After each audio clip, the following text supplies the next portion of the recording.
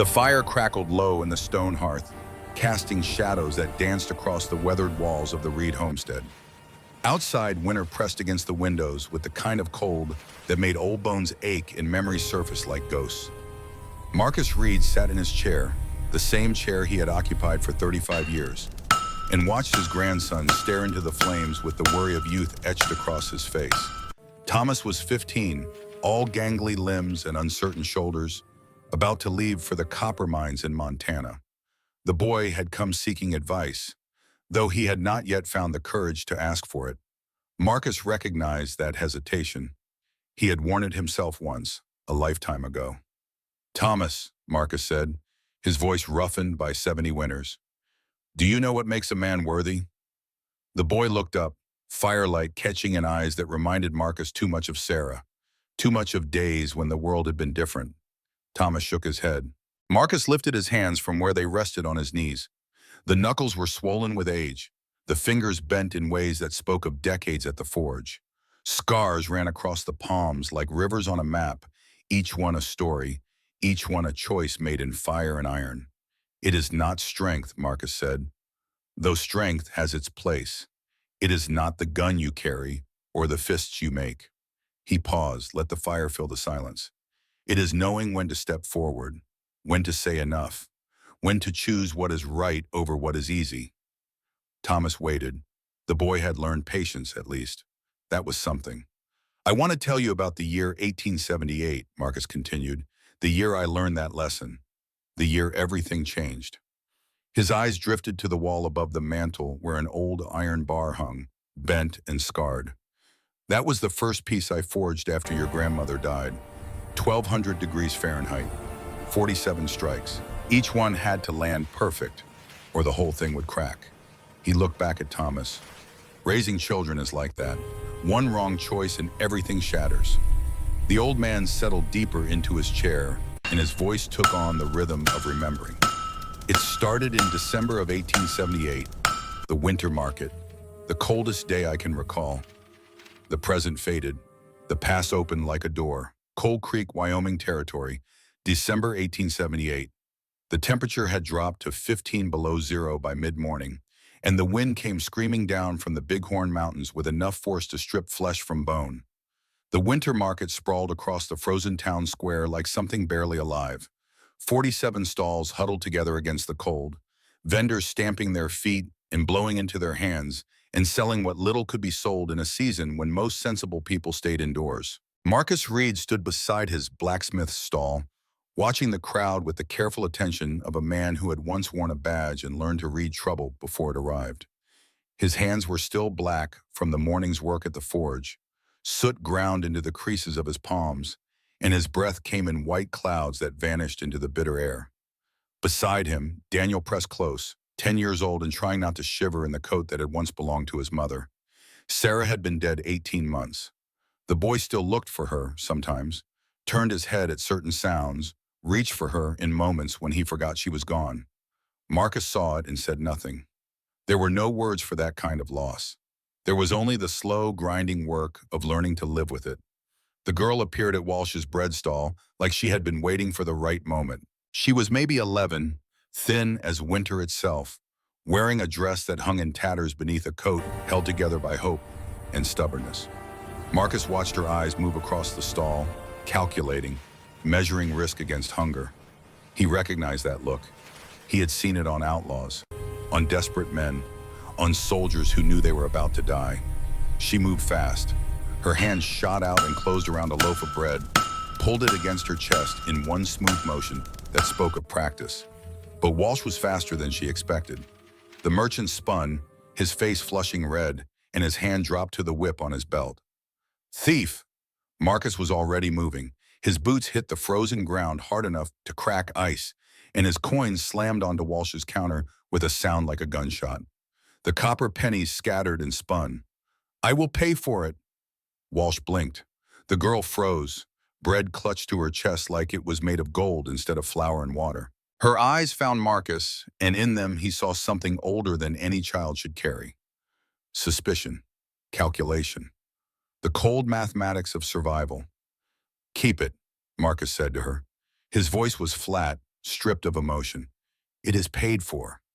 She did not move, did not thank him, just stared with those two old eyes, waiting for the trap she knew must be coming. Why, Sam? Her voice came out rough, like she had not used it much lately. Marcus glanced at Walsh, who was still staring at the coins on his counter, like they might vanish. Then he looked back at the girl. Because it is cold, because you are hungry, because I have money and you do not. Nobody does nothing for free. Maybe I am not nobody. She studied him, took in the scar on his chin, the forge-blackened hands, the wedding ring still on his finger. Her eyes narrowed. You a lawman? Used to be, not anymore. Why did you stop? Something tightened in Marcus's chest. Lost something I could not get back. The girl's expression shifted. Just for a moment, something flickered behind her eyes. Recognition. She knew that feeling. Mister, she whispered, please do not hurt my sister. Marcus went still. Behind him, Daniel tugged at his coat sleeve. Pa, your sister, Marcus said slowly. The girl's chin lifted, defiant, protective.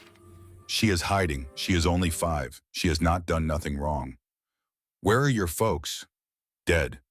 One word, flat, final. The way someone speaks when they have said it so many times it has lost all meaning. Daniel pulled harder on Marcus's sleeve. Pa. Marcus looked at his son and saw something he had not seen in 18 months. Hope. The kind of desperate, fragile hope that came from wanting to help, from needing to matter. What is your name? Marcus asked. Lily. My sister is Annie. Where are you staying? Nowhere, boy. She swallowed hard. 3 weeks since the Hendersons put us out. 3 weeks. December in Wyoming territory. Marcus felt something crack inside his chest, the sound of ice breaking over deep water. Show me your sister. Lily did not move. Why, say? Because it is Christmas Eve tomorrow. Because no child should be alone in the cold. He stopped, started again. Because I made a promise to someone once to be the kind of man who helps when helping is needed. Who did you promise? My wife, before she died. Lily searched his face, looking for the lie, for the trick, for the cruelty that she knew must be hiding somewhere beneath the surface. When she did not find it, or when she decided she was desperate enough to risk it anyway, she nodded. Okay. She led them through the maze of market stalls, past families laughing together, and children riding on their father's shoulders, and vendors selling candles and ribbons, and things that nobody truly needed. The wind bit through Marcus's coat, and he saw Lily pull hers tighter, saw the way her shoulders hunched against the cold. They found the little one behind a cart of winter squash, tucked into the shadows like something wounded. Annie was 5 years old, but she looked closer to 3. Thin as a stick, eyes huge in her hollow face, clutching a scrap of fabric like her life depended on it. When she saw them, she made no sound, did not run, did not cry, just stared with eyes that had forgotten how to trust. Daniel did not wait for permission. He unwound his own scarf and wrapped it around Annie's shoulders. It is warm, he said simply. I promise. The little girl's hand reached up and touched the wool. Her fingers were blue with cold. Marcus watched his son's face, watched something shift behind Daniel's eyes. Purpose. The thing every person needed to keep breathing. Come on, Marcus said. Let us get you both warm. They walked through streets turning blue with evening. Snow began to fall, soft and deliberate, as if trying to cover something up. Lily held Annie's hand, and neither girl spoke. Lily kept looking over her shoulder, waiting for Marcus to change his mind, waiting for the kindness to turn cruel the way she had learned it always did. When they reached Marcus's house, Lily stopped at the doorstep. You sure about this, mister? Name is Marcus, and yes, I am sure. Wait, is she? Already told you why. Tell me again. Marcus looked at her, really looked. Saw the fear she was trying to hide. Saw the hope she was trying to kill before it could hurt her. Because my boy needs people to care about besides me. Because I have space and food and heat. Because it is Christmas. He paused. And because somebody should have helped you a long time ago. I am sorry nobody did. Lily's jaw worked. Her eyes shone. People always say nice things at first. Then they change. Some do. How do I know you will not? You do not. But I am asking you to try anyway. Daniel took Lily's hand. It is warm inside. Pa keeps his word. She looked between them, man and boy. Strangers offering something she had learned not to trust. Finally, she stepped across the threshold and pulled Annie with her. Marcus closed the door behind them. Inside, the girl stood rigid in the center of the room. Lily's eyes moved fast, cataloging exits and weapons and distance to the door. Marcus had seen that look before, on men who had been hunted. "You hungry?" Lily's voice was careful. "Yes, sir." "Just Marcus, and yes or no is fine." He moved to the stove and ladled stew from the pot. Beef and potatoes, carrots from the autumn harvest. He filled 2 bowls and set them on the table. The girls ate like they were dying, no manners, no hesitation, just desperate animal hunger. Lily paused only to help Annie, guiding the spoon when her sister's hands shook too badly to hold it steady. Daniel watched with troubled eyes, and Marcus filled the bowls again and again until Lily finally pushed back from the table, her small stomach unable to hold more. "Thank you," she whispered. "You are welcome." Annie's eyes had started to close. Lily caught her before she could slide from the chair.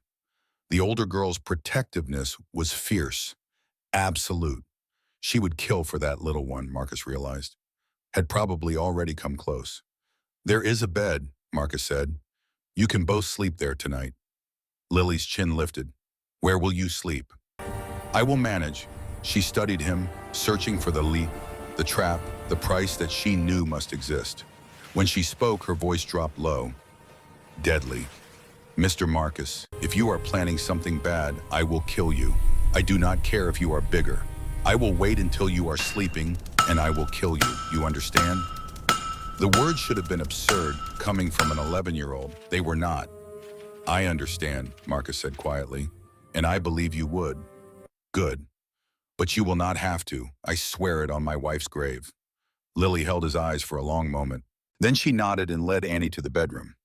Marcus heard the door close, heard the scrape of something being pushed against it from the inside. Daniel looked up at him. "Pa, are they staying?" "Tonight they are." "What about tomorrow?" "Do not know yet.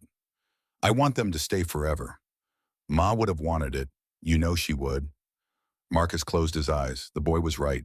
Sarah would have already been planning the future, already been figuring out how to make 2 more children fit into their small life. But Sarah was gone, and Marcus did not know how to be what these girls needed. "Let us just get through tonight," he said. "Then we will figure out the rest." They settled in. Marcus took his chair by the fire. Daniel curled up on a pallet nearby. The house was quiet, but Marcus could hear Lily moving in the bedroom, checking the window, testing the barricade. She was a fighter, a survivor, 11 years old and already harder than most men. He stared into the flames and thought about Sarah, thought about the son they had made together, thought about the future they had planned that had died with her. He had sworn he would not love again, had sworn he would keep his heart locked up where nothing could hurt it. But those girls were already inside his walls, already making him feel things he had buried. Hope, fear, the terrible weight of responsibility. He had taken them in for one night of warmth and food and safety. But even then, sitting in the dark with snow falling outside, Marcus knew the truth. One night would not be enough. Not for them, not for Daniel, not for him. Morning came gray and cold. Marcus woke to silence, and for one terrible moment he thought the girls had run. Then he heard it, a tiny sound, almost nothing. Crying. He moved to the bedroom door and knocked softly. "Lily, you girls all right?" Silence. "Lily, I am not going to open this door without permission, but I need to know you are okay." A long pause. Then Lily's voice, rough with something that might have been tears. "We are okay. Annie had a bad dream." "She need anything?" "No." "You sure?" I said no. Marcus stepped back. "All right, I am making breakfast when you are ready." He moved to the stove and started coffee. Put bacon in the pan. The smell filled the small house, and after a few minutes, the bedroom door scraped open. Lily emerged first, her hair wild, her eyes red but her chin up and her shoulders back. Annie followed, clutching Lily's hand and clutching that scrap of fabric. "Morning, Hush," Marcus said. "Morning." Annie said nothing. "She does not talk," Lily said. "Has not said a word since Ma and Pa died." How long ago was that? 2 years. 2 years. 2 years of silence. 2 years of carrying her sister through a world that did not want them. Sit down, Marcus said. Food is almost ready. And they ate together, all four of them. The girls still hungry despite the night's meal. Daniel chattering about the forge, about Christmas, about everything and nothing. Lily watched Marcus the whole time, waiting for the mask to slip. It did not. When the plates were empty, Marcus pushed back from the table. Here's the situation. You two can stay as long as you need. There is food. There is warmth. There is a roof, no strings. What is the catch? No catch. There is always a catch. Not this time. Lily's eyes narrowed. What do you want from us? Nothing. That is not possible. Maybe it should be. They stared at each other, two survivors who had learned that kindness always came with a price. A knock at the door broke the moment. Marcus opened it to find a woman on his step. She was in her early 30s, lean and weathered in the way of frontier women, and she carried a shotgun in one hand like it belonged there. Her eyes were hard. Marcus Reed, I saw you bring 2 children home last night. Where are they? Inside, safe. The woman's jaw tightened. Safe with you or safe from you? Marcus understood immediately. This woman did not trust men, had learned not to. Want to check? Door is right there. She did not hesitate. She stepped past him, shotgun still in hand, and her eyes found the girls. Lily had already moved to put herself between the woman and Annie. Who are you, Laamu? Lily asked. Grace Winters. I live next door. Grace knelt to Lily's eye level and her voice softened just slightly. Did he hurt you? No. Did he touch you? No. You can tell me if he did. I will make sure it does not happen again. Lily studied the woman for a long moment. Then she pulled up her sleeve, showing old bruises that had faded to yellow. These are not from him. These are from before. He has not done nothing. Grace's face tightened. She stood and turned to face Marcus, and something in her expression shifted. Not trust exactly, but maybe the beginning of it. I need to talk to you outside. They stepped onto the porch.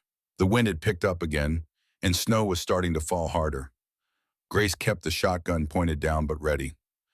20 years ago, she said, her voice flat, I was one of them, an orphan. Judge Harrison Blackwell placed me with a family when I was 12. She paused. They seemed kind at first. Marcus said nothing, just waited. They were not kind, and when I tried to report them, Blackwell dismissed my claims, told me I was ungrateful, that I should be thankful they took me in. Her eyes were hard as flint. I got away eventually. Married Thomas Winters when I turned 18. He died 3 years ago. I am sorry. Do not be sorry, be aware. She looked back toward the house. Those girls are not just running from hunger. They are running from the system, from Blackwell, and he does not let children go easily. What are you saying? I am saying that if you keep them, you need to know what you are fighting.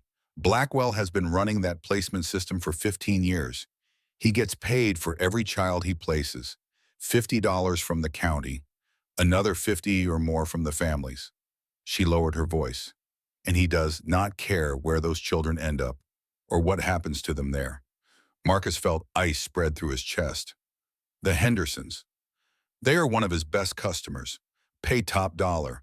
Work the children until they break. Grace's expression was grim. I heard they kicked the girls out 3 weeks ago, left them to freeze rather than keep feeding them through winter. That is murder. That is economics, and Blackwell calls it legal. They stood in the cold, breath steaming, while the implications settled between them like stones. He will come for Tammy, Grace said. Maybe today, maybe tomorrow. But he will come, and when he does, he will have the law on his side. And then I will need to be ready. Grace looked at him for a long moment. Then she nodded. I will help, but you need to understand what you are getting into. This is not just about 2 girls. This is about a system that has been eating children for 15 years. And Blackwell will burn you to the ground before he lets you expose it. She turned to leave, then stopped. They have had 12 children placed with them over the years. Lily told you she counted 11 graves behind the barn. The 12th was a boy named Michael, disappeared last winter. Henderson reported him as run away, but there is a ravine on the north edge of the property. I would wager anything his body is there. She paused. Want to know how many are still alive? None, not one. She walked away through the snow and Marcus watched until she disappeared into her own house. Then he went back inside where the girls waited, where Daniel sat watching him with worried eyes, where the fire burned warm and the world outside grew colder. He looked at Lily, at this fierce, broken child who had already seen too much. We need to talk. They sat by the fire, all four of them. Annie had fallen asleep against Lily's shoulder, worn out from fear and a full stomach. Daniel sat cross-legged on the floor, and Marcus leaned forward in his chair, hands clasped between his knees. The Hendersons, he said. Tell me what happened in there. Lily was quiet for a long time. When she finally spoke, her voice was distant, like she was describing something that had happened to someone else. They did not beat us, not the way people think. She paused. They starved us, said food had to be earned. But Annie is 5. She could not work fast enough, could not carry enough, could not do nothing right. How long were you there? 14 months. 14 months. More than a year of slow starvation and grinding labor.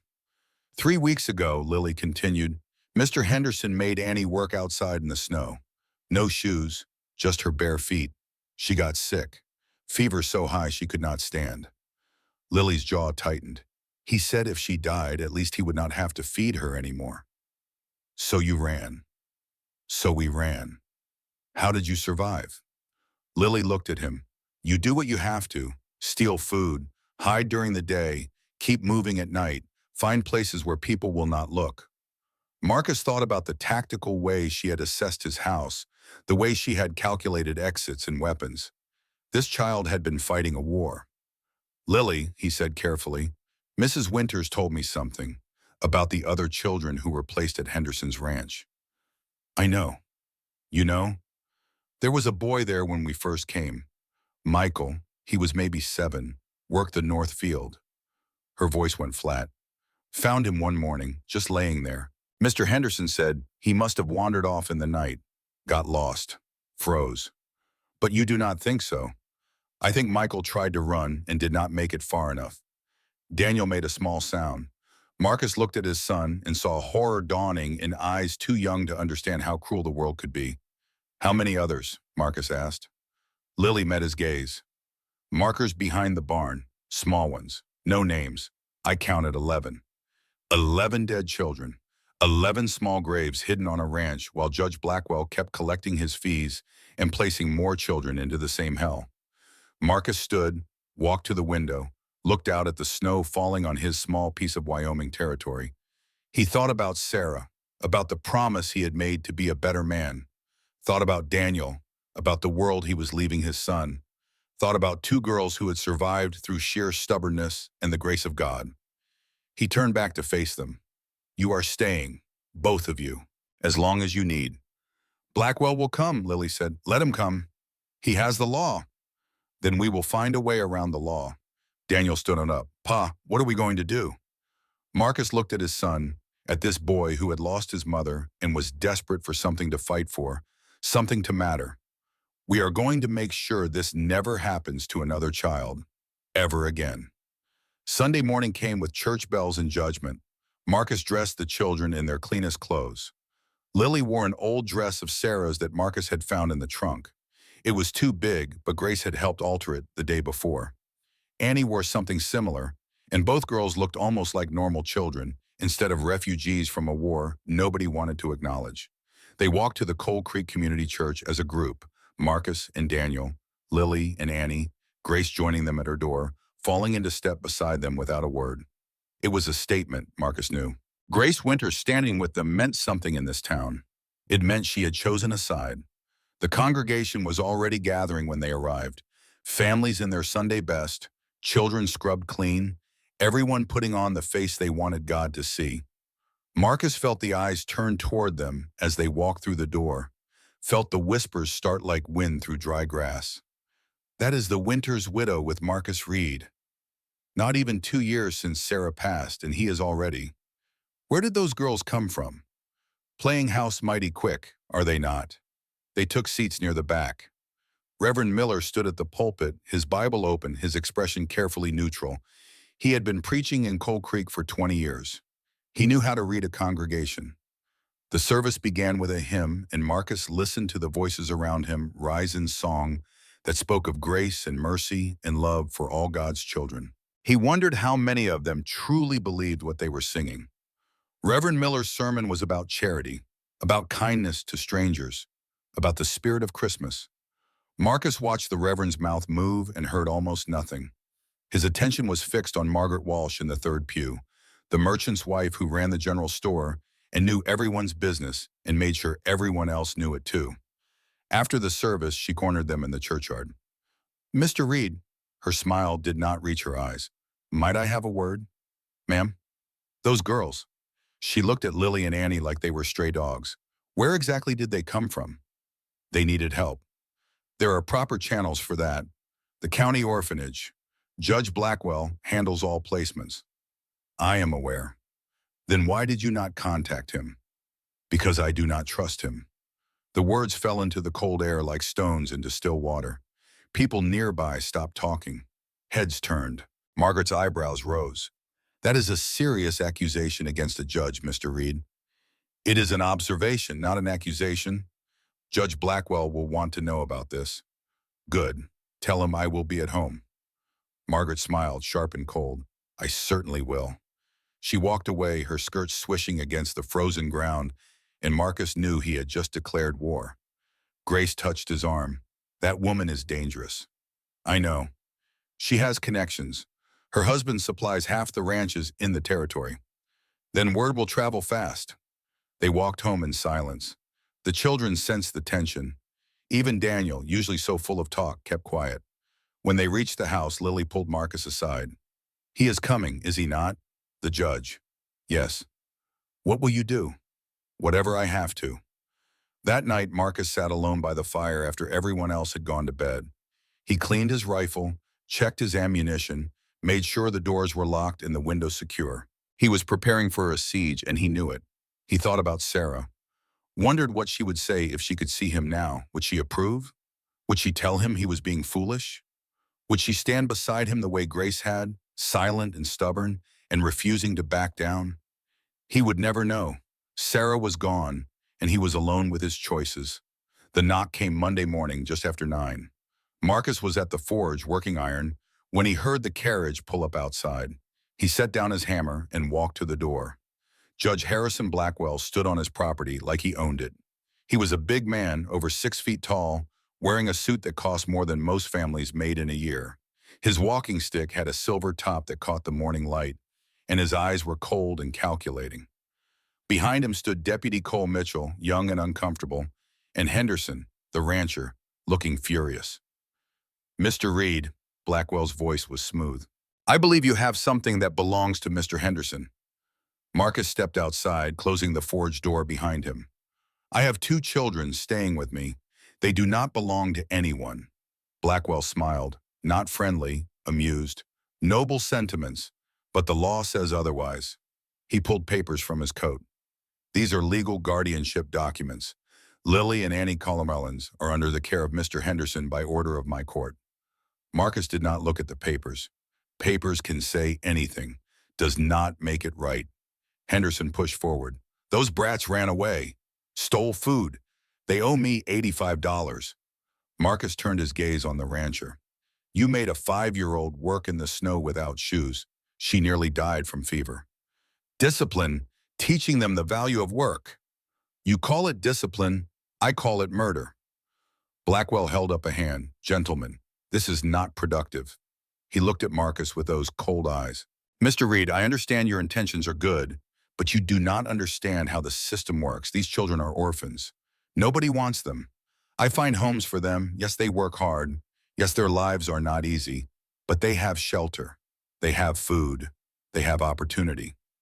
They have graves, 11 of them, behind Henderson's barn." Blackwell's expression did not change, but something flickered in his eyes. "That is a serious accusation. Do you have proof?" "I have Lily's testimony." The testimony of a child who ran away and stole food? Blackwell shook his head. That will not hold up in any court. Deputy Mitchell had been standing silently through all of this. Now he spoke, his voice uncertain. Judge, maybe we should investigate the claims before we— Deputy Mitchell, Blackwell's voice went cold. You do your job, I will do mine. Cole fell silent, but his eyes met Marcus's for just a moment. There was something there, conflict, doubt, maybe even belief. Blackwell turned back to Marcus. You have until Sunday. Bring the girls to my office, or I will return with the territorial marshal and you will be arrested for kidnapping. And if I file for legal guardianship myself? Blackwell actually laughed. You would need my approval for that, and I will not give it. The words hung between them, a challenge, a threat, a line drawn in the frozen ground. Then we have a problem, Marcus said. No, Mr. Reed, you have a problem. I have the law. Blackwell climbed back into his carriage. Henderson followed, but he paused at the step. You do not know what you are doing, Reed. Blackwell has people everywhere. He will crush you. Marcus said nothing, just watched them drive away. When they were gone, he stood in the cold for a long time. Behind him, he heard the forge door open. Lily stepped out, her face pale, but her jaw set. We can run, tonight, Annie and me. We are good at it. Marcus looked at this child who had already run too far, who had survived more than any person should have to survive. No, no more running. But I said no. His voice was gentle but firm. Nobody runs anymore. Not from this. Daniel appeared in the doorway. Pa, what do we do? Marcus turned to face his son and the girl who was already becoming family. He thought about Sarah's promise, about the kind of man he had sworn to be, about the choice between what was easy and what was right. We fight, he said simply. Back in the present, Marcus sat in his chair by the fire, his 70-year-old hands folded in his lap. Thomas watched him with wide eyes. What happened next, grandfather? Marcus looked into the flames. That is when things got dangerous. When I realized Blackwell was not just corrupt. He was evil, and evil does not give up easy. He turned to face his grandson. But here is what you need to understand, Thomas. The moment you choose to stand up, the moment you decide to fight for what is right even when you know you might lose, that is the moment you become a man. Not before, not when you are strong or rich or powerful, but when you choose courage over comfort. Thomas leaned forward. Did you win? Marcus smiled, just a little. That is a longer story, one that took me from that frozen December all the way to spring, one that cost me blood and sweat and nearly my life. He paused. But yes, in the end, we won, though the winning was harder than I ever imagined. Tell me, please. The old man nodded. Then settle in, boy, because the next part is where everything fell apart before it could come together. That is where I learned what a man truly is when everything he cares about is on the line. The fire crackled, the wind howled outside, and Marcus Reed began to speak again, his voice carrying across the years, telling the story of choices made in cold and darkness, of children saved and systems broken, of the thin line between law and justice, and the even thinner line between surviving and living. The days between Blackwell's ultimatum and Sunday moved like water through stone, slow, inexorable, wearing everything down to nothing. Marcus spent those days preparing, not with panic or desperation, but with the cold calculation of a man who had once worn a badge and learned that survival came from planning, not hoping. He checked his supplies, counted his ammunition, made sure the children knew where to hide if trouble came through the door. But most importantly, he looked for the truth. Tuesday morning found him in Theodore Walsh's law office, a cramped room above the general store that smelled of old paper and older promises. Walsh was 63, thin as winter wheat, with spectacles that magnified his eyes until he looked perpetually surprised by the world. Marcus, Walsh gestured to a chair, I heard about your trouble with Judge Blackwell. News travels. It does. Walsh folded his hands on his desk. What can I do for you? Tell me about the law, about guardianship, about how a man takes responsibility for children that are not his. Walsh's expression grew careful. You want to adopt those girls. I want them safe. If adoption does that, then yes. It is not simple. Walsh pulled a thick book from his shelf, opened it to a marked page. Wyoming territorial law requires a petition for guardianship. The petition must be approved by the presiding judge in the county. That would be Judge Blackwell. And if he refuses? There is no appeal process, not in territory court. Marcus absorbed this. So Blackwell controls the system completely. Completely. What about evidence of wrongdoing? What if I could prove he has been placing children in dangerous situations? Walsh removed his spectacles and cleaned them slowly. You would need substantial proof, documentation, multiple witnesses, and even then you would have to take it to the territorial capital. Find someone with authority over Blackwell. The territorial marshal. In Cheyenne, 3 days' ride from here. In winter. Walsh replaced his spectacles. Marcus, I will be frank. Blackwell has been in power for 15 years. He has connections throughout the territory. Taking him on is not just dangerous, it is likely futile. But possible. Technically, yes. Practically? Walsh shook his head. You would need ironclad evidence, and even then you would be risking everything. Marcus stood. Thank you for your time. Marcus, Walsh's voice stopped him at the door. Whatever you are planning, be careful. Men like Blackwell do not lose gracefully. That afternoon, Marcus found Grace in her small house, mending clothes by the window. She looked up when he knocked, and something in her expression told him she had been expecting this. You want to know about the system, she said. Not a question. Yes. She set down her sewing. Come in, this will take time. They sat at her small table and Grace poured coffee from a pot that had been sitting too long on the stove. The liquid was thick and bitter, the kind of coffee that existed to keep you awake, not to taste good. I was 12 when Blackwell placed me, Grace began. Her voice was steady, stripped of emotion. The Cunningham family. They ran a boarding house in Buffalo. Seemed respectable. Blackwell said I was lucky. Marcus waited. For the first month, it was tolerable. I cleaned rooms, helped with laundry. They fed me, gave me a cot in the basement. She paused. Then Mr. Cunningham started coming to the basement at night. Marcus's hands tightened around his cup. It went on for 4 years, until I was 16. I tried to tell Blackwell once when he came for his quarterly inspection. He said I was lying, said ungrateful children often made up stories to avoid work. Grace's eyes were hard. He knew, he had to know, but it was easier to look away. How did you escape? Thomas Winters. He was the deputy's son, worked at the boarding house sometimes. He saw what was happening, helped me run away when I turned 17, married me when I was 18, even though his father disowned him for it. She looked out the window. He died 3 years ago, logging accident, and I have been alone ever since. I am sorry. Do not be sorry, be aware. She turned back to him. Blackwell's system has been running for 15 years. Do you know how many children have gone through it? No. Neither do I, but I know that almost none of them are traceable. They get placed, they disappear into ranches and mines and factories, and nobody asks questions. Nobody keeps records. Blackwell must keep records for the payments. Something shifted in Grace's expression. You are thinking about his office. I am thinking that if there is evidence, that is where it would be. Breaking into a judge's office is a crime. So is selling children. They sat in silence for a moment, the weight of what Marcus was suggesting settling between them like snow accumulating on a roof. If you do this, Grace said slowly, you cannot do it alone. You will need someone who knows what to look for, someone who understands the system. Are you offering? I am saying that I have wanted to see Blackwell answer for his crimes for 20 years. If you give me that chance, I will take it. Marcus studied her face, saw the steel beneath the weathered features. This woman had survived hell and come out harder for it. Thursday night, he said.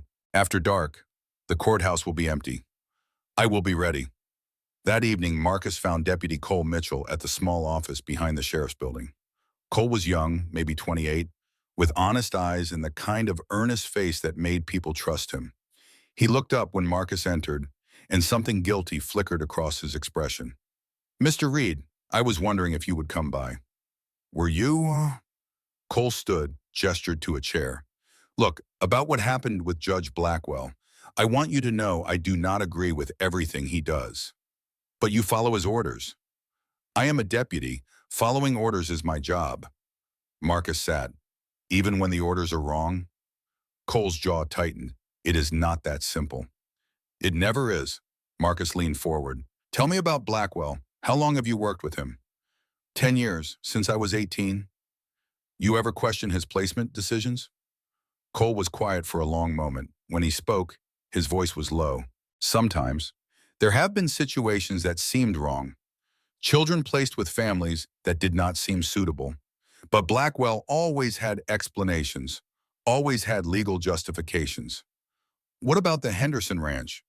What about it? 12 children placed there over the years, none of them still alive. Cole's face went pale. That cannot be true. Lily told me about the graves behind the barn. 11 markers, no names. If that is true, it is murder. It is murder, and Blackwell enabled it. Cole stood abruptly, walked to the window. If I believed you, what would you want me to do? Right now, nothing. Just do not stand in my way when the time comes. When what time comes? Marcus stood. You will know, and when you do, you will have to decide what kind of man you are. He left Cole standing at the window, staring out at a town that suddenly looked different. Thursday night arrived cold and clear, the kind of night where sound carried for miles and every breath turned to ice in the air. Marcus waited until full dark, until the town had gone quiet and the streets were empty. Then he moved. He met Grace at the edge of the churchyard, both of them dressed in dark clothes, both carrying the kind of determination that came from having nothing left to lose. They did not speak, just nodded and moved through the shadows toward the courthouse. The building loomed against the stars, 3 stories of territorial justice built from stone and timber. One guard sat at the front entrance, his breath steaming in the cold. Marcus and Grace circled to the back, found a side door that led to the clerk's offices. The lock was old, simple. Marcus pulled a set of picks from his coat and worked the mechanism. 30 seconds. The door opened with a soft click. Inside, the courthouse was dark and silent. Their footsteps echoed too loud in the empty halls. Marcus led the way to the stairs, moving up toward the second floor where Blackwell's office waited. The judge's office door was locked as well. Marcus worked the picks again, felt the tumblers fall into place. The door swung open. They slipped inside and closed the door behind them. Grace lit a small lantern, keeping the flame low.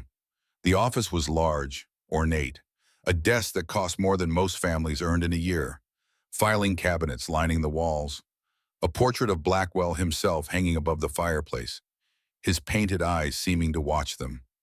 You take the desk, Marcus whispered. I will check the cabinets. They worked in silence, moving quickly but carefully.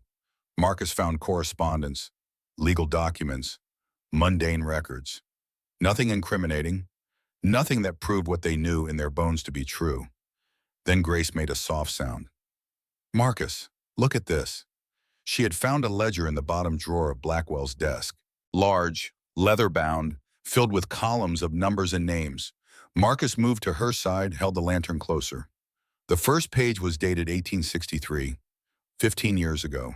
The columns were labeled child name, placement, family, county payment, private payment, total.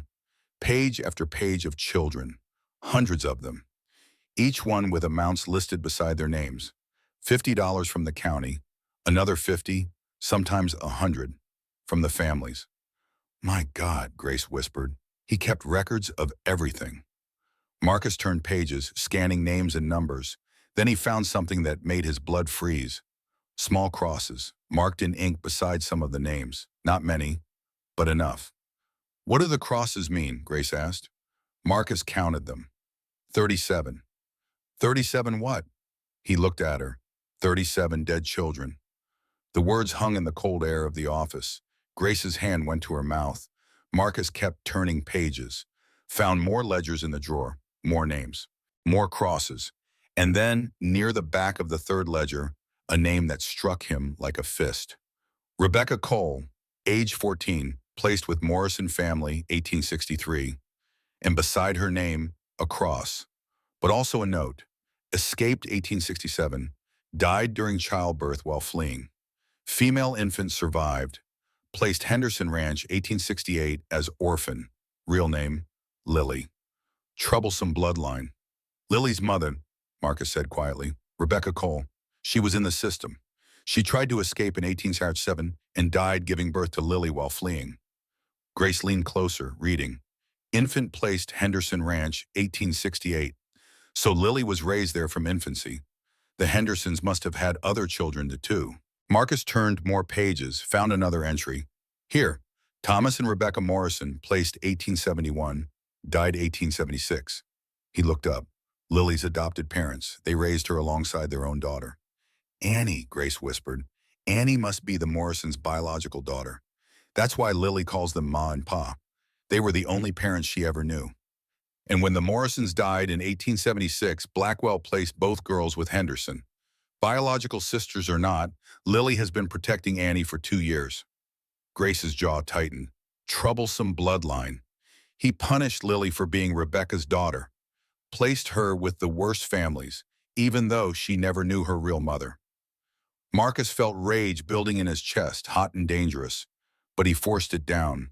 Rage would not help. Evidence would. He gathered the ledgers, 4 of them in total, started to close the drawer. A floorboard creaked behind them. Well, Marcus spun. A man stood in the doorway, large and solid, a rifle pointed at them. Not Blackwell, someone else. Late 40s, weathered face, rancher's build. Judge Blackwell thought someone might try something foolish, the man said. Asked me to keep watch. Name is Victor Stratton, and you just made a very big mistake. Marcus recognized the name from the ledgers. Stratton had bought children, lots of them. We are leaving, Marcus said evenly, with these ledgers. No, you are not. Stratton stepped into the room. Behind him, 2 more men appeared, both armed. Here is what happens next. You put those ledgers back. You leave quietly. And tomorrow you bring those girls to Blackwell, like he asked. And if we refuse? Stratton smiled, cold, empty. Then there will be a tragic break-in at your house tonight. Everyone dies, including your son. Grace had gone very still beside Marcus. He could feel her fear, could feel his own. But beneath it, something else. Calculation. You would kill a woman and 3 children, Marcus said. I would eliminate a problem. Blackwell has been good to me. I have gotten 12 good workers from him over the years. I protect my investments. 12 children. Where are they now? Stratton's smile widened. You really want to know? Before Marcus could answer, the door behind Stratton opened wider. Deputy Cole Mitchell stepped in, his revolver drawn. Drop the rifle, Stratton. Stratton turned, surprised. Deputy, finally, arrest these 2 for breaking and entering. Cole's gun swung to point at Stratton's men. I said drop your weapons, all of you. Stratton's face darkened. What do you think you are doing? My job, for once. Cole's voice was steady, but Marcus could see his hand shaking slightly. I have known something was wrong for years, but I was too afraid to act, too afraid of what my father would think. Your father is the sheriff. He will have your badge for this. My father is a drunk who looks the other way because Blackwell pays him to. Cole's jaw tightened. And Harrison Blackwell is not just my employer. He is my father. The words fell like stones into water. Everyone froze. What? Grace's voice was barely above a whisper. Cole kept his gun steady. He is my biological father, born out of wedlock. He paid my mother to leave town, gave me to an orphanage when I was 4, took me back when I was 18, made me deputy to keep me close, to keep me quiet. Stratton was staring. You are his son? I am, and I am done being his cover. Cole looked at Marcus. Take the ledgers, get out of here. I will handle this. Marcus grabbed the ledgers, handed 2 to Grace. They moved toward the door. Stratton lunged, not for them, for Cole. The 2 men crashed together, grappling for the gun. One of Stratton's men raised his rifle. Marcus did not think. He dropped the ledgers and threw himself at the man, driving his shoulder into the man's midsection. They went down in a tangle of limbs and curses. Marcus felt a fist connect with his jaw, tasted blood. He drove his elbow into the man's throat and the man went limp. Grace had grabbed a heavy inkwell from Blackwell's desk. She swung it at the second man, caught him across the temple. He dropped like a stone. Cole and Stratton were still fighting. The gun fired, deafening in the enclosed space. The bullet went wide, shattered a window. Cole brought his knee up into Stratton's gut, shoved him back. Stratton stumbled, fell. "Go!" Cole shouted. "Now!" Marcus grabbed the ledgers again. Grace already had the door open. They ran down the stairs, footsteps pounding. Behind them shouting. The front guard was running toward the building. Marcus and Grace burst out the side door into the freezing night, into snow that had started falling while they were inside. They ran through the streets, ledgers clutched to their chests. Behind them, voices. Pursuit. But the snow was getting heavier, covering their tracks almost as fast as they made them. They reached Marcus's house, burst through the door. Daniel and Lily were awake, had been waiting. "Pa?" Daniel's face was white. "Pack, now, we are leaving." "What happened?" "We got the proof, but they know. We have to run." Lily was already moving, gathering blankets, food, anything they could carry. Annie woke crying, confused. Grace scooped her up, wrapped her in a shawl. "Where do we go?" Daniel asked. "Cheyenne, the territorial marshal. He is outside Blackwell's reach. That is 3 days' ride. Then we leave now and ride hard." They gathered what they could carry. Warm clothes, food. Marcus grabbed his rifle and his revolver, checked both, loaded them fully. A knock at the door. Everyone froze. Marcus moved to the window, looked out, saw Cole's horse. Cole alone. He opened the door. The deputy looked terrible. Blood on his face, coat torn. "They are coming," Cole said. "Stratton sent riders to Blackwell. You have maybe an hour. Come with us." Cole shook his head. "I will stay. Slow them down. They will kill you." "Maybe, but I have been dead inside for 10 years. Time to live for something." He looked past Marcus at the children. "Get them out of here. Make sure those ledgers reach the marshal." He shook Marcus's hand, knelt to Lily. "You are a brave girl. Stay brave." Then he was gone, riding back toward town, toward whatever fate waited for him there. They loaded 2 horses, Marcus with Daniel, Grace with Lily and Annie, the ledgers in saddlebags, supplies strapped behind. It was not enough. Not nearly enough for what they were about to face. But it was all they had. They rode out into the night, into the snow, into the unknown. Behind them, Cold Creek began to wake. Lanterns lit, voices raised, the hunt beginning. The first day was brutal. They pushed the horses hard, stopping only when the animals could go no further. The snow fell steadily, covering their tracks but also making the going treacherous. Annie cried from the cold until she had no more tears. Lily held her sister and sang old songs in a voice barely above a whisper. Daniel rode behind Marcus in silence, his arms wrapped tight around his father's waist. Marcus could feel the boy shaking. From cold, from fear, from the terrible understanding that their lives had changed forever in the span of a single night.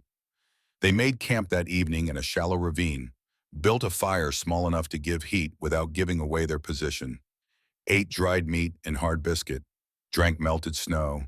It was not enough. None of it was enough. "How far behind are they?" Grace asked. Marcus had been listening all day, had heard nothing, but that did not mean they were safe. "Hard to say. Depends how long Cole held them up." "You think he is alive?" "I do not know." They sat in silence, watching the fire, while the children huddled together for warmth. After a while, Daniel fell asleep. Then Annie. Lily stayed awake longer, her eyes watchful, her hand on the knife Marcus had given her. "You should sleep," Marcus told her. "Someone has to keep watch." "I will keep watch. You are a child. You need rest." Lily looked at him with those old eyes. "I stopped being a child 2 years ago when my parents died and nobody cared. I care." "I know." She was quiet for a moment. "That is why I am scared. Before, when nobody cared, it did not matter if I died. Now it matters, and that is worse." Marcus had no answer for that. So he just nodded, and Lily finally closed her eyes. He kept watch through the night. Grace spelled him for 2 hours before dawn, but he could not sleep anyway. His mind kept turning over the ledgers, the names, the crosses. 37 dead children. How many more that Blackwell had not bothered to mark? And Rebecca Cole. Lily's mother, hunted down and killed for trying to escape. Had Lily been born by then? Had Rebecca been pregnant when she ran? The dates suggested it was possible, which meant Blackwell had known Lily's bloodline and placed her anyway. Placed her with families he knew would break her. Dawn came gray and cold. They broke camp quickly, mounted up, rode on. The second day was worse. The horses were tiring.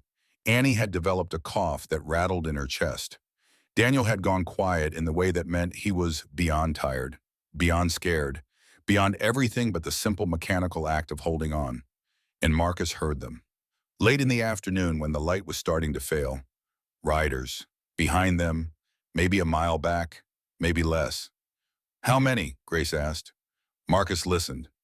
4, maybe 5. Can we outrun them? He looked at the horses, saw the foam on their flanks, the way their heads drooped. No. Ahead, the land rose into a narrow canyon, rock walls on both sides, one way in, one way out. There, Marcus said, we make our stand there. Marcus, if we stop, if we keep running, they catch us on open ground. In the canyon, I can slow them down. He did not say stop them, because he knew he probably could not. 5 against 1. Bad odds, but bad odds were better than no odds at all. They rode into the canyon. Marcus found a spot where boulders had fallen, creating natural cover. He helped Grace and the children dismount. Take them to the far end, he told Grace. Wait for my signal. What signal? You will know. Grace's eyes were wide, frightened. Marcus, go, please. She gathered the children, led them deeper into the canyon. Marcus watched until they disappeared around a bend. Then he checked his rifle. 12 rounds. His revolver had 6. 18 bullets total, against 5 men. He took position behind the boulders. Waited. The riders came 5 minutes later. He recognized Stratton leading them. 4 others, ranch hands by the look of them. Hard men with hard eyes. They reined in at the canyon entrance. Saw Marcus waiting. Marcus Reed! Stratton's voice echoed off the stone walls. You have got nowhere to run. Marcus said nothing, just waited. Give us the ledgers and we will let your family go. Liar, Stratton laughed. All right, you are smart. Give us the ledgers and I will make it quick. Marcus raised his rifle, sighted down the barrel. Here is my counteroffer. Turn around and live. 5 against 1, you cannot win. Maybe not, but I will take 3 of you with me. Question is, which 3? The men exchanged glances. Nobody wanted to be first. Kill him, Stratton shouted. The first man spurred his horse forward. Marcus fired. The shot was clean, took the man in the chest. He fell backward off his horse, hit the ground and did not move. Return fire came like thunder. Bullets ricocheted off stone, whined past Marcus's head. He dropped behind the boulder, counted to 3, rose and fired again. Caught a second man in the shoulder. The man screamed, dropped his rifle. 3 left. Stratton and 2 others. They had scattered, taken cover behind rocks and brush at the canyon entrance. This was not going to be quick. This was going to be a siege. Marcus moved position, stayed low. A bullet spanged off the rock where his head had been a moment before. He came up on the other side of the boulder. Fired. Missed. His rifle clicked empty. He dropped it, drew his revolver. 6 shots left. The third man tried to rush him, running bent low between cover points. Marcus fired twice. The second shot took him in the leg. He went down hard, crawling for cover. 4 shots left. 2 men standing. Bad mathematics. Then he heard it. Another gunshot, but not aimed at him. Aimed at the canyon entrance. One of Stratton's men jerked, fell. Marcus looked back and saw Grace standing on a ledge halfway up the canyon wall, the dead man's rifle in her hands. Her face was white, but her hands were steady. Stratton and his last man turned to look at her. Marcus moved, came around the boulder, closed the distance, got within revolver range and fired. Once, twice, 3 times. The last man went down. Stratton spun, raised his rifle. Marcus fired his last shot, caught Stratton in the leg. The rancher fell, howling. Marcus walked forward, kicked Stratton's rifle away, stood over the man with his empty revolver still pointed at his head. The ledgers, Stratton gasped. Where are they? Safe. and tomorrow they go to the marshal. Blackwell will never stop. He has too much to lose. Then I will spend every day stopping him. Stratton's laugh was bitter. You have just signed your death warrant. Maybe, but yours is already signed. Marcus turned away, left Stratton bleeding in the snow, walked back to where Grace stood, still holding the rifle, still shaking. I shot him, she said. I shot a man. You saved my life. I have never killed anyone before. You did what you had to. He took the rifle gently from her hands. Thank you. They found the children huddled behind a boulder at the far end of the canyon. All three were crying. Marcus knelt, gathered them close. It is over. We are safe. Are they dead? Daniel's voice was small. Some of them, not all. Is that wrong, that some are dead? Marcus thought about how to answer that, about what kind of man he wanted his son to become. Sometimes, he said slowly, the world gives you only bad choices, and you have to pick the least bad one.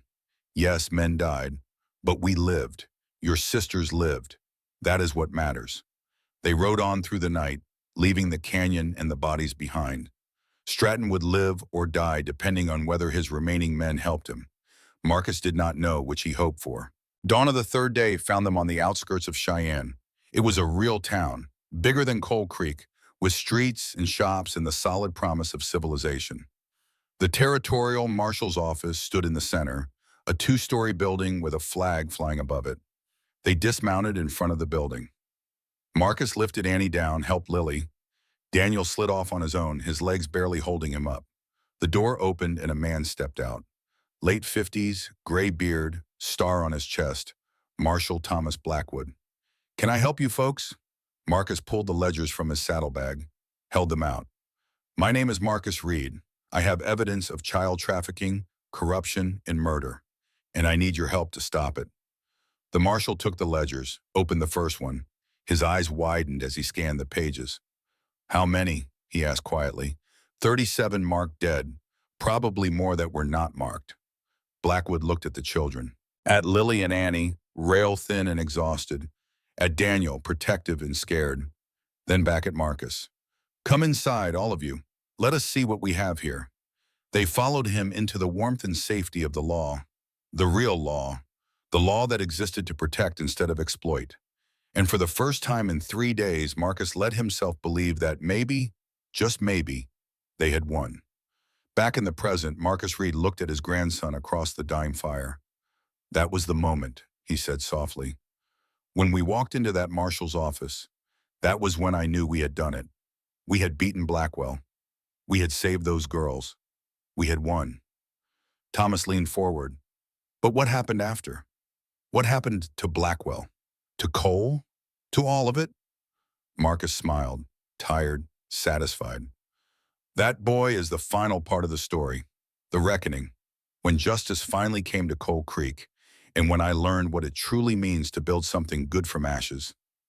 The fire crackled, the night deepened, and the old man began to speak again, his voice carrying the weight of years and choices in the long, hard road between survival and redemption. Marshal Thomas Blackwood spread the ledgers across his desk like a man laying out evidence of the devil's work.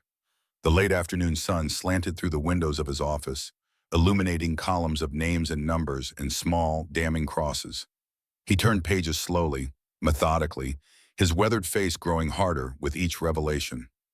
Marcus sat across from him, Grace beside him. The children waited in the outer office with a deputy's wife who had brought them hot soup and blankets. Through the closed door, Marcus could hear Daniel's voice, low and exhausted, trying to comfort his sisters. His sisters. When had Marcus started thinking of them that way? 37 confirmed deaths, Blackwood said finally. Hundreds of placements over 15 years. Payments totaling over $20,000. He looked up. This is the most comprehensive documentation of corruption I have seen in 30 years of law enforcement. Will it be enough, Marcus asked, to arrest Blackwell? Absolutely. To convict him? The marshal leaned back in his chair. That depends on whether we can get witnesses to testify. These families who bought children, they will not want to admit their crimes. What about the children who survived? Their testimony must count for something. Children's testimony is often dismissed, especially against a sitting judge. Blackwood saw Marcus's expression darken and held up a hand. I am not saying we will not try. I am saying we need more. We need adults willing to speak. We need documentation beyond these ledgers.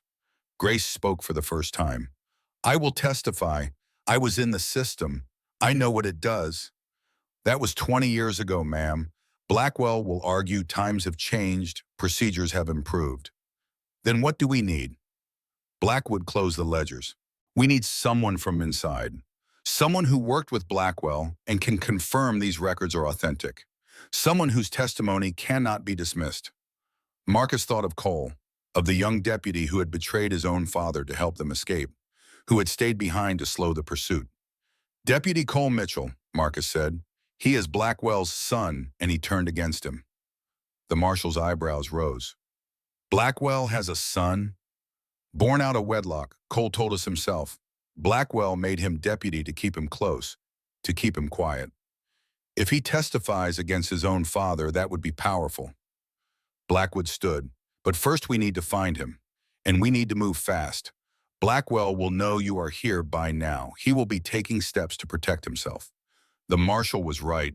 Within an hour, a telegram arrived from Cold Creek. Blackwood read it, his face grave. Deputy Cole Mitchell was found this morning. Shot 3 times. He is alive, but barely. The town doctor says he may not make it through the week. Grace's hand went to her mouth. Marcus felt cold spread through his chest. Blackwell did this? The telegram does not say, but I think we both know. Blackwood folded the paper. I am sending deputies to Cold Creek tonight. They will arrest Blackwell and bring him here for trial, and they will make sure Deputy Mitchell gets proper medical care. I want to go with them. Mr. Reed, you are exhausted. You have been riding for 3 days straight. Your children need rest. Those girls are not safe until Blackwell is in chains, and Cole risked his life for us. I owe him. Blackwood studied Marcus for a long moment. Then he nodded. All right, but you follow my deputy's orders. This is a legal operation now. No frontier justice. Understood. Grace stood. I am going too. Ma'am, that is not necessary. It absolutely is. Those children trust me. If something happens, if Marcus does not come back, they will need someone they know. Her voice was steel. I am going. Blackwood looked between them, saw 2 people who had already risked everything and were prepared to risk more. He sighed, fine. But the children stay here. My wife will look after them. They have been through enough. They rode out at dusk with 4 federal deputies. Hard men with hard eyes who made the journey in 2 days that had taken Marcus and Grace 3. They pushed through the cold and the snow with the single-minded focus of men who had done this kind of work before. Cold Creek appeared on the horizon at midday. Smoke rose from chimneys, life continuing as if the world had not changed. But it had changed. Marcus could feel it in the air, in the tension that seemed to hover over the town like a storm about to break. Marshal Blackwood's deputies split up. 2 went to secure Blackwell's house. 2 went to the courthouse. Marcus and Grace rode to the small doctor's office behind the general store. Dr. Edwin Walsh met them at the door. He was the lawyer's brother, 60 years old and worn down by decades of frontier medicine. His apron was stained with old blood. Mr. Reed, I heard you left town in a hurry. Where is Cole? Walsh stepped aside. Back room. I will warn you, it is not pretty. Cole lay on a narrow bed, his chest wrapped in bandages that had bled through in several places. His face was the color of old paper. His breathing came in shallow, labored gasps, but his eyes were open, and when he saw Marcus, something like relief crossed his features. You made it, Cole whispered. Marcus pulled a chair close, sat. We made it. The ledgers are with the territorial marshal. Blackwell is being arrested as we speak. Good, Cole coughed, winced. That is good. Who did this to you? Stratton's men caught up to me about an hour after you left. I held them off as long as I could, when he tried to smile. Turns out I am not as good with a gun as I thought. You are alive. That makes you good enough. Cole was quiet for a moment. I need to tell you something. About Blackwell. About the ledgers. Save your strength. No, you need to hear this. Cole's hand found Marcus's wrist, gripped with surprising strength. There are more ledgers, older ones, hidden in his house, behind a loose stone in the fireplace. They go back to when he first started, 1863, 20 years of records. More children? More everything. Names of judges he paid off, politicians who looked the other way, ranchers and mine owners who bought children. Cole's breathing was getting worse. If you want to tear down the whole system, not just Blackwell, you need those ledgers. Marcus looked at Grace. She nodded. I will find them, Marcus said. One more thing. Cole's voice was fading. Tell my mother I am sorry. Tell her I finally did the right thing. You can tell her yourself. You are going to live. Do not lie to a dying man, Reed. I have maybe a day, maybe less. He closed his eyes. Just promise me you will finish this. Promise me those children will be safe. I promise. Cole's grip loosened. His breathing evened out into something that might have been sleep or might have been unconsciousness. Dr. Walsh touched Marcus's shoulder. You should go. He needs rest. Outside, Grace was waiting. How bad? Bad. He says there are more ledgers in Blackwell's house. Then we get them. They found Blackwell's house already surrounded by federal deputies. The judge himself stood on his front porch in handcuffs, his face a mask of barely controlled rage. When he saw Marcus, his eyes went cold. Reed, I should have known you were behind this. Marcus did not respond, just walked past Blackwell into the house, Grace behind him. The place was opulent in a way that seemed obscene. Imported furniture, crystal chandeliers, art on the walls that cost more than most families earned in a lifetime, all paid for with the lives of children. They found the fireplace in Blackwell's study. Marcus ran his hands along the stones, found one that shifted under pressure. Behind it, a hollow space. And inside, wrapped in oilcloth, 3 more ledgers. These were older, more worn. The entries went back further, the handwriting less certain, but the content was the same. Names, ages, payments, and crosses. So many crosses. Grace opened one to a random page. Look at this entry. Rebecca Cole, age 14, placed with Morrison family, 1863. She read further. Note says mother died in childbirth. Father unknown.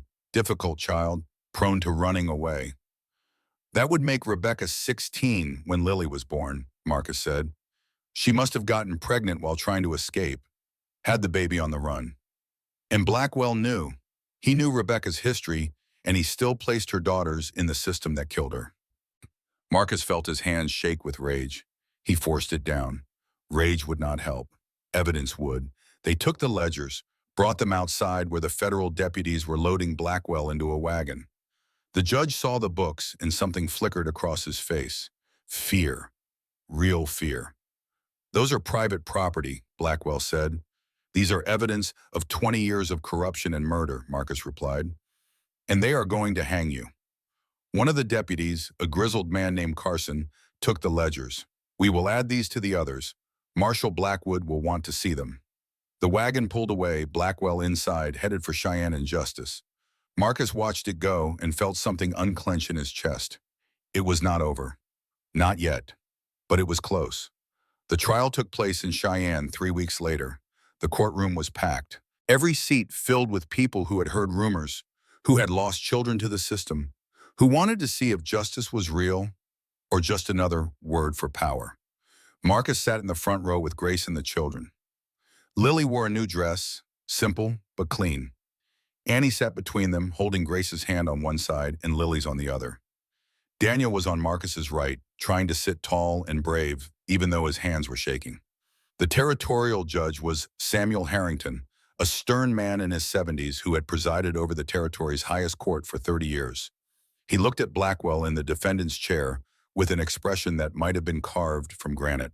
Harrison Blackwell, you are charged with corruption, fraud, child endangerment, and conspiracy to commit murder. How do you plead? Blackwell stood. Even now, even in chains, he carried himself with the authority of a man used to being in control. Not guilty. The trial lasted 4 days. The prosecution, led by a young attorney named James Sullivan, presented the ledgers, page after page of damning evidence. Children bought and sold like livestock, payments made and recorded, crosses marking the dead. But ledgers alone were not enough. Sullivan knew that, so he brought witnesses. Grace testified first. She spoke in a calm, clear voice about her years with the Cunningham family, about the abuse, about reporting it to Blackwell and being dismissed, about finally escaping and learning years later that two other girls had been placed with the same family after her. "Did you ever learn what happened to those girls?" Sullivan asked. "One died at 15, the other disappeared and was never found." Blackwell's attorney, a slick man named Porter, who had been brought in from Denver, tried to discredit her. "Miss Winters, is it not true that you have held a grudge against my client for 20 years? It is not a grudge, it is knowledge. Knowledge based on events from 2 decades ago. Surely the system has improved since then." "Has it?" Grace looked directly at Blackwell. "Then why are there 37 crosses in those ledgers? Why did Rebecca Cole die running from a placement? Why did her daughters nearly starve to death in the same system that killed their mother?" Porter had no answer for that. Next came testimony from ranchers and mine owners named in the ledgers. Most refused to appear. Those who did claim the payments were for legitimate labor, that the children had been well treated, that any deaths were tragic accidents. But their words rang hollow against the weight of the evidence. On the third day, Lily testified. She was 11 years old, small for her age, but when she took the stand, her voice was steady. Sullivan asked her about the Henderson Ranch, about the work, about the starvation, about finding Michael's body, about the graves behind the barn. "Lily, why did you run away?" "Because if we stayed, we would die, just like the others." "Did you think anyone would help you?" "No, nobody ever helped before. Nobody cared." "What changed?" Lily looked at Marcus. "Mr. Reed cared. He saw us stealing, and instead of calling the law, he fed us. He took us home. He kept us safe even when it meant risking everything." Porter's cross-examination was brutal. He tried to make Lily admit she was lying, tried to suggest she had been coached, tried to paint her as a thief and a runaway who could not be trusted. But Lily did not break. She answered every question with the same calm certainty. And when Porter finally gave up, she looked at Blackwell. "You knew what was happening. You knew, and you kept sending children there. You killed them. Maybe not with your hands, but you killed them just the same." The courtroom was silent. On the fourth day, when Cole Mitchell testified, he had to be carried into the courtroom on a stretcher, too weak to stand, but his mind was clear and his testimony was devastating. He confirmed the ledgers were authentic, confirmed that Blackwell kept meticulous records of every placement and every payment, confirmed that children who caused problems or tried to escape were placed in progressively worse situations as punishment. "Did your father, Judge Blackwell, ever express concern for the welfare of these children?" Sullivan asked. "No, he talked about them the way someone talks about inventory. Units to be moved, problems to be managed." "Did he ever acknowledge that children were dying?" "Once, I asked him about a report of a child's death at a mine. He said, quote, 'They are orphans. Nobody will miss them.'" The words hung in the air like poison. Porter tried to discredit Cole as a bitter son seeking revenge. But Cole's dying testimony, delivered from a stretcher with witnesses who could see his bandages bleeding through, carried a weight that no amount of legal maneuvering could dismiss. As the prosecution prepared to rest, the courtroom doors opened. A woman Marcus did not recognize entered. She was perhaps 60, thin, her face lined with years of carrying secrets. "Your Honor," she said, "I have information the court needs to hear." Judge Harrington frowned. "Who are you?" "Martha Henderson, James Henderson's widow." She looked at Lily, "The man who nearly killed those girls." The courtroom erupted. Harrington gavelled for silence. "I have my husband's private records," Martha continued, pulling papers from her bag. "A network of 17 ranchers. They traded children between properties when one got too sick or too rebellious. When a child died, they reported it as ran away." She handed the documents to Sullivan. "The 37 in Blackwell's ledger? Those were just the ones he knew about. According to these records, there are at least 93 more." The silence was absolute. 130 children, Judge Harrington said quietly, "dead or missing." Martha's voice broke. "I knew. For years, I knew something was wrong. But I did nothing. I am here because Those children deserve to have their names known. Blackwell's face went ashen. This was evidence even he had not known existed. The prosecution rested. The defense called no witnesses. What could they say that would matter? Judge Harrington took less than an hour to deliberate. When he returned, his face was grave. Harrison Blackwell, I have reviewed the evidence. I have heard the testimony, and I have rarely seen such a complete pattern of corruption and moral bankruptcy. Blackwell stood, his face pale but his back straight.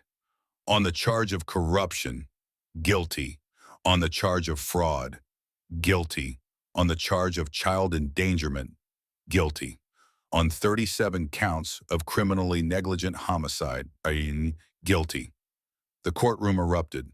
Blackwell swayed but did not fall. I sentence you to life imprisonment at the territorial prison. Hard labor, no possibility of parole. And I am recommending that every placement you made over the past 20 years be reviewed, and every child still in the system be removed and placed under proper oversight. Two guards took Blackwell by the arms. He looked back at the courtroom, his eyes finding Marcus. You have destroyed me, Blackwell said. No, Marcus replied. You destroyed yourself. I just made sure people knew about it. They dragged Blackwell away. The courtroom slowly emptied. Marcus sat with his family, feeling something like peace settle over him for the first time in weeks. Annie tugged his sleeve. Papa, is it over? The word hit him like a physical blow. Papa. She had been calling him that for the past week, tentative at first, then with growing confidence. Yes, sweetheart, it is over. The adoption hearing took place 2 weeks later. A different courtroom, a different judge. This one was a woman, Judge Margaret Crawford, known for being fair and thorough. She read through the paperwork Marcus had filed, looked at the 3 children sitting in the front row, then at Marcus and Grace. Mr. Shreed, Miss Winters, you are asking the court to grant you joint custody of Lily and Annie Collins. Is that correct? Marcus glanced at Grace. They had discussed this, had agreed it was the right thing. Neither of them could do this alone. Yes, Your Honor. You understand this is unusual, a man and woman who are not married seeking joint custody? We understand, but these children have been through enough disruption. They need stability. They trust both of us. We can provide better care together than either of us could alone. Judge Crawford looked at Grace. Miss Winters, do you agree with this arrangement? I do. These children deserve a family. If that family looks different from tradition, so be it. The judge turned to the children. Lily, Annie, do you understand what is happening here? Lily stood. You are deciding if we can stay with Marcus and Grace. That is right. Is that what you want? Yes. Why? Lily thought about it. Because they chose us. And all. When nobody else wanted us, they chose us, and they kept choosing us even when it got hard, even when it was dangerous. That is what family does. Judge Crawford smiled just a little. That is a wise answer for someone so young. She looked at Annie. What about you, young lady? Annie stood beside her sister. Safe, she said. Just that one word, but it carried the weight of 2 years of silence. Safe, the judge repeated. Yes, I can see that you are. She signed the papers. Lily Collins and Annie Collins are hereby placed in the joint custody of Marcus Reed and Grace Winters. This custody is permanent, pending review in 1 year to ensure the arrangement continues to serve the children's best interests. She looked up. Do you have new names chosen? Marcus had thought about this, had discussed it with the girls. Lily and Annie Collins Reed, he said. We want them to keep their mother's name, to remember where they came from. A good choice. Judge Crawford closed the file. Congratulations. You are officially a family. They returned to Coal Creek in early spring. The snow was melting, revealing brown earth and the first green shoots of new grass. The town looked different somehow. Smaller, less threatening. Word of Blackwell's conviction had spread. The territorial government had launched a full investigation of the orphan placement system. 43 children had been found still alive in various placements across Wyoming and Montana. All were being removed, evaluated, and placed with families who had been properly vetted. Marcus's house felt too small now for 4 people. Grace's house next door felt too empty. They worked out an arrangement. The children would split their time, some nights at Marcus's, some nights at Grace's. It was not traditional, but it worked. Cole Mitchell died 3 weeks after the trial. His testimony had taken the last of his strength. They buried him in the Coal Creek Cemetery, and Marcus made sure his headstone read, Cole Mitchell, a man who found his courage when it mattered most. Victor Stratton was tried and convicted of attempted murder. He died in prison within a year. The other ranchers and mine owners named in the ledgers faced varying degrees of justice. Some went to prison, others paid heavy fines. All lost their licenses to take in orphans. The system was not perfect. It would never be perfect, but it was better, and that was enough. 5 years passed. Marcus stood at Sarah's grave on a cool autumn morning. The headstone was weathered now, the letters worn smooth by wind and time. Wanted to tell you something, he said quietly. Lily is writing a book about what happened, about the children in the system. She says people need to know, says nobody should ever forget. He paused, imagining what Sarah might say. She would be proud, he thought, proud of all of them. Annie is teaching, helping other children who have trouble speaking. She remembers what it was like to be silent, uses that to help others find their voice. A bird sang somewhere in the trees. The sun was warm on his back. Daniel took over the forge. Does good work, better than I did at his age, and he is getting married next spring. To Emma Walsh, the lawyer's granddaughter. You would like her. He knelt, touched the stone. Grace and I, we are not married, might never be, but we are family, built something good together, the kind of thing you always wanted, the kind of thing I thought I had lost. He stood, brushed dirt from his knees. I miss you, will always miss you, but I am happy, really happy, and I think you would be glad about that. He walked away without looking back. Some goodbyes did not need repeating. Present day, 1913. The fire had burned down to embers. Marcus Reed, 70 years old, looked at his grandson across the dying light. Thomas had not moved in hours, had barely blinked, so focused on the story that the world beyond it had ceased to exist. So that is it, Thomas said finally.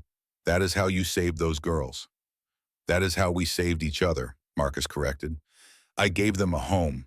They gave me a reason to care about something beyond my own grief. Both were necessary. What happened to them, to Lily and Annie? Marcus smiled.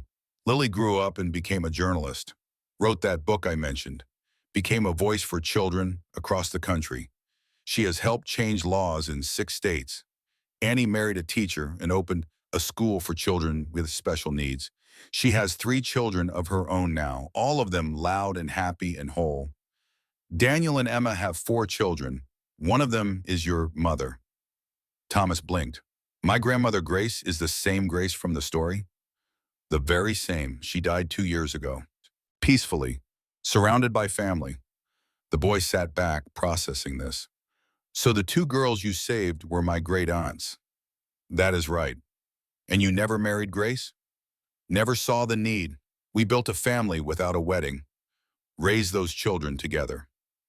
That was enough. Marcus leaned forward. But here is the thing I need you to understand, Thomas. The thing I have been trying to tell you all night. The boy waited. When you go to those mines in Montana, you are going to see injustice. You are going to see people being exploited, miners working in dangerous conditions, maybe even children being used for cheap labor. Marcus's voice was steady. And you will have a choice. You can look away, tell yourself it is not your problem, keep your head down and survive. Or you can stand up, speak out, do the hard thing. What if I am not strong enough? Strength is not about muscle or courage. It is about choice. It is about deciding what kind of man you want to be and then doing the work to become that man. He paused. I was not strong when I took in those girls. I was terrified, but I did it anyway. That is what strength is. Thomas nodded slowly. I understand. Good. Marcus stood, his old bones creaking. Now get some sleep. You have a long journey ahead. The boy stood as well, hugged his grandfather. Thank you for the story, for everything. You are welcome. Thomas headed upstairs. Marcus stood alone by the dying fire, remembering. 35 years had passed since that winter, since the market and the bread and the choice that had changed everything. He had saved two girls, but in a very real way, they had saved him too, had pulled him out of grief and given him purpose, had shown him that love was not a finite resource, but something that grew the more you gave it away. The fire went out. Marcus climbed the stairs to his bedroom. Tomorrow would come, as it always did. But tonight he could rest, because he had done the work, had made the choice, had stood up when it mattered. And in the end, that was all any man could do. Epilogue. Lily Collins Reedad's book, The Stolen Childhood, was published in 1895. It became required reading in schools across America and led to sweeping reforms of the orphan placement system. Annie Collins Reed's school educated over 300 children with special needs during its 40-year operation. She never forgot what it meant to be silent, and she never let another child suffer that way. Daniel Reed served as sheriff of Coal Creek for 20 years, following in his father's footsteps in ways that mattered. Grace Winters never remarried, but she founded the first child welfare oversight organization in Wyoming Territory. The standards she established were eventually adopted nationwide. Marcus Reed lived to be 83. He died in his sleep in 1926, surrounded by 3 generations of the family he had built. At his funeral, 72 people attended. Among them were 43 adults who had been rescued from Blackwell's system as children. They had grown up, had families, had lives. They came to pay respects to the man who had shown them that justice was real and that one person's choice could change the world. On his headstone, at Lily's insistence, they carved these words: Marcus Reed, 1843 to 1926. He chose courage when it mattered most. And in the end, that was the truest thing that could be said about any man. The end.